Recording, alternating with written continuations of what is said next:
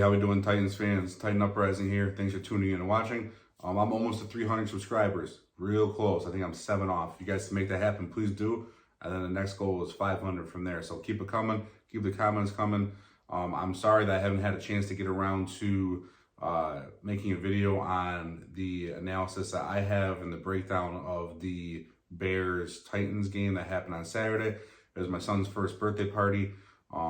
It's crazy. I have a son that's one year old, and I have a 1-year-old. It's crazy. It sounds weird to say that.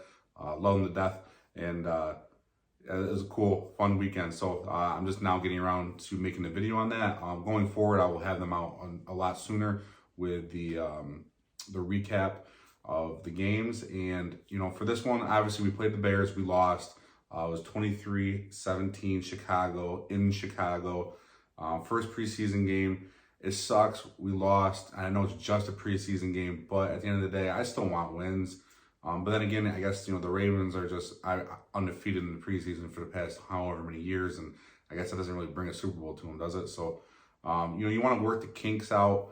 You want to see what positions you need depth on, what positions you need to address. And there's been a flurry of moves since. And I'm going to get into that in a different video because I did want to break that down a little more in depth. And I didn't want this video to end up being like 40 minutes long. But I really am going to get into mainly the offense on this because I want to get into the receivers, the offensive line, and then the quarterback play because I think we can all agree our defense is going to be pretty damn good. It's the offense that worries us. Now I'm going to get into what stood out to me as far as those position groups go. I'm going to get into the snap counts and some PFF grades as well. And then I'm going to get into Malik Willis and Will Levis, which I was the most excited for. And they did not disappoint. I think we have a bright future in Tennessee at the quarterback position. And, well, for this one, I'm going to go into the offensive line first. And I'm going to pull up the PFF pass protection report for you guys on the Titans on the offensive line. Now, the starting 5 is going to be Dillard, Skoronski, Brewer, Brunskill, and Hubbard. Those are our starting 5. And you can see from here that the only person that gave up a pressure was Hubbard. And that's expected, and he's also the lowest graded offensive lineman there. And that's expected as well because this guy's filling in. And, it's also the first game he's been with this team. The least amount out of all these guys. Remember, he was just signed not too long ago. I think a week or about 2 weeks ago, if I remember correctly. And so that's expected. These guys are going to take time. They're going to gel. Now we get into the second string here, and that's where you get into the pressures here. You can see Duncan and Rupkich there with 4 pressures, 5 pressures, and then Duncan let up 2 sacks. That's that's not good. It's really not. But, we know Duncan's raw. We know he's athletic. He's a project. So that's expected. And then we get into the third stringers there. And we're kind of expecting those type of things from the third stringers. Johnson, 5 pressures, 2 sacks. Now, the one thing that really does worry me here is NPF because he's eventually supposed to be our starting right tackle.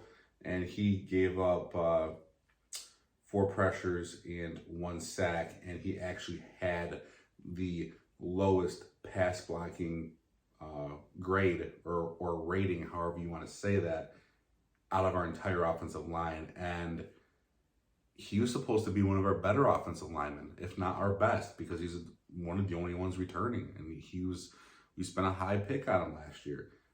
I was a little shocked to see that. And guys, the reason I'm shocked for this is because he wasn't put into the 4th quarter against third stringers. He should be lights out against those guys. Now, maybe he just has to knock some rust off. We don't know. Hopefully this is just a hiccup. If you're going to have a hiccup, have it in the preseason. But yeah, that is worrisome. That's the only thing on the offensive line that really worried me. But I did like how the offensive line, the starters played because, Hubbard's going to be, looks like our starting right tackle for 6 weeks while MPF is out. And maybe he doesn't give it back. Who knows? Maybe he's our starter for the rest of the season. But you can see the offensive line did good, the starting 5. Now, I'm also going to pull up the snap counts here for you. the play time here of the offensive line, if you want to say. And as you can see, sorry if that's small for you guys. I'm still trying to master how to make these a little bigger when I take them screenshots from my phone. If anybody knows how to do that, please let me know how to make that, how to blow that up a little better while keeping it all on the screen. Now you can see the starting offensive line there: Hubbard, Brunskill, Brewer, Dillard, Skoronski. They had 12 snaps. Now that was the first drive down the field in the opening of the game, the opening drive, and went right down the field and scored a touchdown. So I loved seeing that from the starting five. And then you see Nick, MPF had 16, and like I said, he did not do that well after. But the guys like Rupkich, Xavier Newman-Johnson, who was the XNJ guy on the other screen, they had the most snaps there. Those are guys fighting it out. And I will get into that a little later. Something that I like about preseason is you can tell when guys are in real true position battles or when we're worried about them, they're going to be the guys getting the most snaps. They want to see what this team has, the depth. They want to see if this guy can beat that guy out. That's what I like about this. What I like about preseason. So you can see the starting five. They did one series and boom, they were right out the door. You don't have to see anything more. You saw everything. And you saw what you needed to see, and I was very excited for that. Now let me get into the wide receivers here, and I'm going to pull up the number of plays for them as well. Now something that stuck out to me anyways was NWI. He played the 5th most snaps out of all of our wide receivers, and I thought that was odd because, like I just said, something that I noticed and what I have been noticing in preseason games, I'm sure you guys do as well, guys that are in competition, like they're in battles for a depth chart, or to move up the depth chart or to make the team, they're going to be seeing more snaps. The teams want to, our team, our coaching staff, GM, everybody, they want to see what these guys got, what they're going to show us. And I think NWI is really he's going to be in a fight for to make this team this year. And you guys probably know how I feel on him. I think he should not be starting. I don't think he should be anything more than a wide receiver 5. I'd prefer him to be practice squad. And if we had to call him up, I'd feel comfortable calling him up if we had some injuries. And knock on wood, I don't want us to have any injuries because we've had enough of those over the past 2 years. Now, I do think the top 4 receivers here are, and they're locks. They're Hopkins, Burks, Phillips, and Moore. And you can see here, Chris Moore, he only played 12 snaps. So you can see right there, a guy like that, he is, in my opinion, wide receiver 4 on this team, or 3 if you don't want to count the slot as a starter. And that slot position is going to go to Kyle Phillips, who only played 4. And now it's on the opening drive. So guys like Phillips and Moore, they're going to be guys that, I mean, they're locks to make the team. And you can see how low their snap count is. Now, Gavin Holmes, you say his snap count's low, but he had a lot of special teams plays. Now, excuse me, I just thought that was how much that stuck out to me was NWI playing more, or a majority, I should say, 20 snaps. I mean, 27.8% of the time, played 2 special teams plays as well. So, like I said, that stuck out to me, guys. And, if he falls down the depth chart, we have guys like Harrison that's playing well in camp, and Roberson as well. Roberson's been really connecting with Will Levis. So, and then Ray McMath, if he makes this team, Colton Dowell, guy we drafted, it's gonna be a competition. Wide receiver 5 and beyond, depending on how many wide receivers we actually keep, is going to be an open competition. And I like it because, like I said, I don't think NWI should be anything more than a wide receiver 5 on his team, that would put him at that if he were to make it. But I want the open competition. I want some of these guys to take off. I want a sleeper, a wide receiver to make it. And I think we're going to have one on this crew. I really do. And I also love how this system gets players open. I love it. What I saw from this offense on Tim Kelly, and how it benefits the wide receiver and quarterback and simplifies things. It makes it easier and quicker and faster. And what he said, or what he's been saying, get the ball in your playmaker's hands. I love it. Everything he has said and what we've been hearing out of camp looks true so far, at least early on. And, I loved it, man. This. You guys remember ever seeing in the past, or I shouldn't say ever, but within the past couple years, guys that are that wide open? He's scheming these guys to get open, and I'll get into that on a nice Will Levis play that I liked. And that leads me into the quarterbacks here, guys. I'm gonna get into Malik first. Now Malik looked significantly better, and now we heard reports that that he has, right? That he's looked a lot better, significantly better. One of the most improved players in the offseason. And that shouldn't have been a surprise, but for me it still was, because I wasn't expecting him to. I just wasn't expecting that much of a leap from him. Maybe it's because of how bad I saw him play last year. And I want this guy to make it. I really do. I want one of these guys to end up being our QB of the future. And I was impressed with Malik. I really was. Bravo. I'll keep it coming. It's competition brings out the best in everybody. He knows when we drafted Will Levis that his time's coming up if he doesn't do something. So I like it. Now, it's crazy to me that when I was watching the game, I was like, man, his release looks so much quicker. And it's funny because then I saw a stat out there on Twitter, and Malik's 2022 first preseason game, obviously last year, his average time before throwing was 4.37 seconds. And this year, first preseason game, average time was 3.18. So he went from 4.37 to 3.18. So he shaved off over a second before throwing. And remember, he would pat the ball, he'd sit there, hold on to it, and just drive me nuts. He wouldn't make a decision. He's getting better. He's working on it. That's all you can ask for is growth and to get better and to improve. And he's doing it. He's putting the time in, putting the work in. He's learning. He's growing. He looked sharp.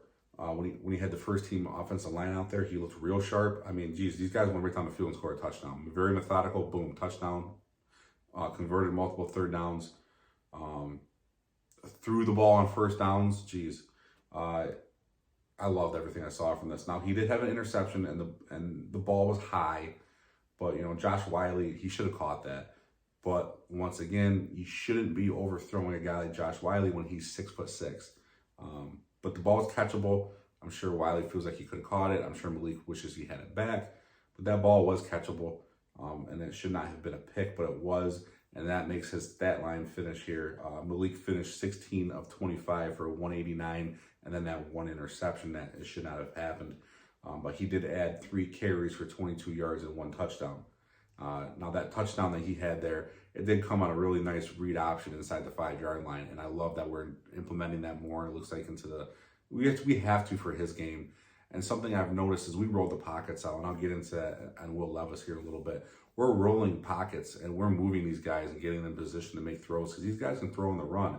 And I think it's stupid for us not to play to our team's strengths, or to a player's strengths, I should say, which at the end of the day benefits the team.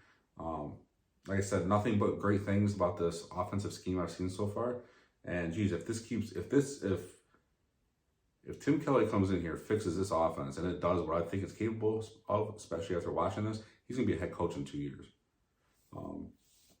Now let's get into Will Levis. Now he went 9 of 14 for 85 yards, and also had 1 interception, and that was at the end of the game, trying to make something happen and come back. And it was a bad pass, and it went too high and got away from him, and that sealed the game. Bears win. Now Levis also had 1 carry for 6 yards, and I would like to see Levis get 1 series behind the starting offensive line, just like Malik Willis did. But maybe that happens next game against Minnesota. So let's hope that happens. And now Levis did make some throws that a rookie would make, right? But like I did tell you, he did have that nice, and I said something about rolling out just a little bit ago. He did have a nice rollout, and this was a nice designed here scheme. And he hit Mason Kinsey, and that got the Titans into the red zone, which eventually led to a touchdown. Now, he read the zone defense really well in this play, and when the defensive back bit on the Z wide receiver's comeback, and that left the slot wide receiver wide open on the deep out, and boom, hit it. He read that, he saw the DB bite, and that's what the play was designed for. He bit down on the Z receiver, and boom, slot wide receiver sitting there in the freaking zone. He read it beautifully, read it perfect, and on a rollout to roll the pocket. I loved it. I really did. And you can obviously see a lot of our backup linemen gave up sacks, you know, so this was, some of these were on Levis, so maybe we had to roll the pocket out a little bit to get him a little more protection. But I do like the way we're doing that. Like I said, nothing but great things to say here, but the quarterbacks have to make it happen. The guy can play. Tim Kelly can call the plays all day long, but the quarterbacks at the end of the day still have to make it happen. That play right there showed me a lot. It really did. I do think that he sits in the pocket for a little too long. He has that little bit of pocket awareness, which comes with time. We remember Malik last year, so give him some time. And but I do think he showed some accuracy, even though there's a few I'm sure he'd love to have back. But he looked poised. The stage wasn't too big for him. He had control of the huddle. He got everyone set. He seems to have a good grasp on the playbook and then where guys were supposed to be. So I was impressed with Will Levis. Obviously, Malik looked better. But I'm interested to see how he does next game because this guy is a competitor, and I think he will only get better, and I think he's going to learn from this. Now, remember this, guys. We did not get to see Malik Willis or Will Levis with any true weapons, right? No Derrick Henry, no DeAndre Hopkins, no Traylon Burks, no Chigoziem Okonkwo. And I liked what we saw still. So imagine these guys with true weapons. And that's something to keep in mind, guys. Maybe we do. I highly doubt it. I'd love to, because if you can't, we didn't play any of our freaking starters, really. I mean, we did what we did. We didn't play guys like Patrick Mahomes played. Why isn't Tannehill out there if he's our starting quarterback? And this bugs me. We do it every year, every freaking year, and then we go out week one and we just lay a flopper, right?